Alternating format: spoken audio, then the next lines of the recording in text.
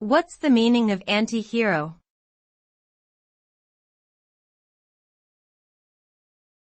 Anti-hero.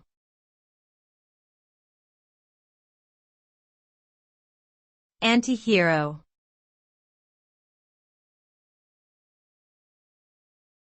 Anti-hero.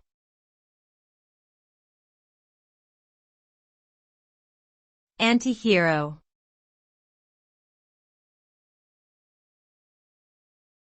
Anti-hero.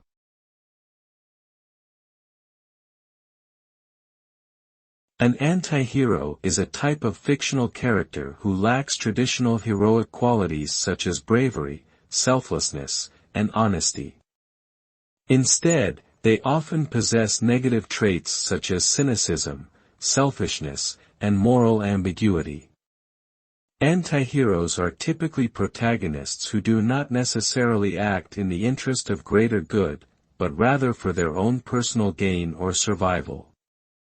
They may also question societal norms and rebel against authority. Despite their flaws, anti-heroes can be compelling and relatable to audiences due to their complex and multidimensional nature.